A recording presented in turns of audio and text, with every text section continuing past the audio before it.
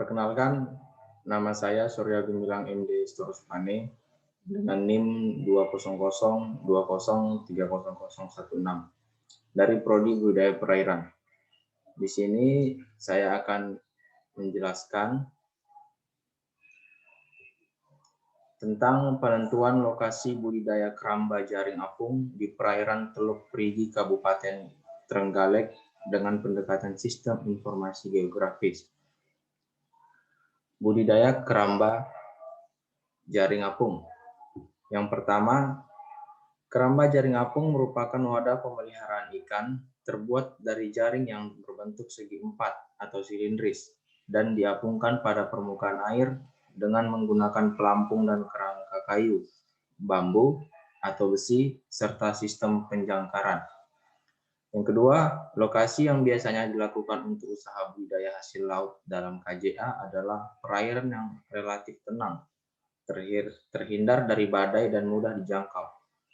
Hasil laut yang dapat dibudidayakan cukup beragam, diantaranya kakap, baronang, lobster, dan lainnya. Yang ketiga, budidaya KJA merupakan cara budidaya yang dapat dilakukan di laut, di sungai, maupun di danau. Yang keempat, kerangka dan pelampung berfungsi untuk menahan jaring agar tetap terbuka di permukaan air, sedang jaring yang tertutup di bagian bawahnya digunakan untuk memelihara ikan selama beberapa bulan. Karakteristik keramba jaring apung. Yang pertama, kerangka KJA biasanya terbuat dari kayu, bambu, atau besi yang telah dilapisi korosi. Pelampung keramba jaring apung, fungsi dari pelampung KJA adalah untuk mengapungkan kerangka atau jaring apung. Biasanya bahan pelampung menggunakan drum besi atau plastik dengan volume 200 liter, styrofoam atau fiberglass.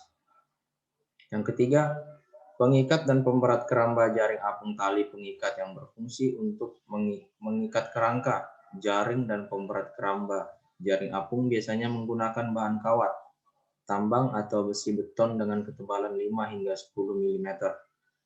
Yang keempat, jaring keramba jaring apung yang digunakan untuk keramba jaring apung biasanya terbuat dari bahan polietilen.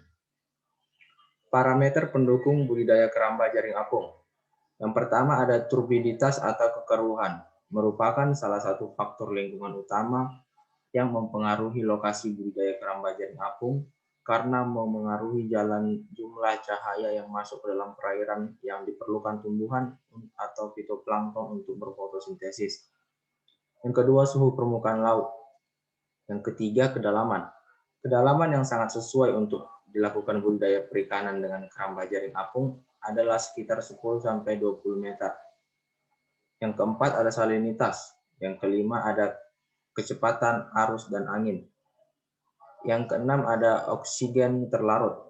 Kadar oksigen terlarut yang sangat sesuai untuk pengembangan budidaya keramba jaring apung adalah lebih dari 6 mg per 1. Yang berikutnya adalah gelombang, dan yang terakhir ada derajat keasaman. Yang kedua ada pengaruh letak wadah budidaya kurung dasar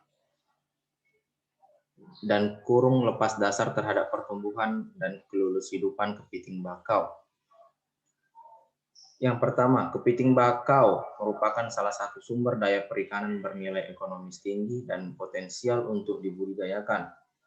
Umumnya terdapat dua jenis sistem peletakan wadah budidaya kepiting bakau, yaitu letak wadah budidaya penkultur atau kurung dasar dan keramba apung atau kurung lepas dasar.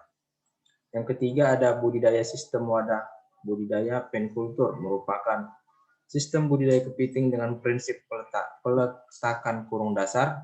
Bentuk wadah berupa sekat pembatas yang ditancapkan mengelilingi lokasi budidaya. Sekat tersebut ditancapkan menggunakan patok kayu dan jaring yang berfungsi agar kepiting yang dibudidayakan tidak dapat keluar dari wadah budidaya.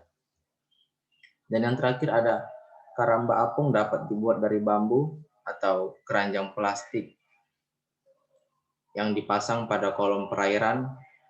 Keramba tersebut dapat dipasang menggunakan patok penyangga maupun dengan diberikan pelampung sehingga wadah budidaya tetap berada pada kolom perairan. Sekian presentasi dari saya. Jika ada kesalahan, mohon maaf. Selamat malam.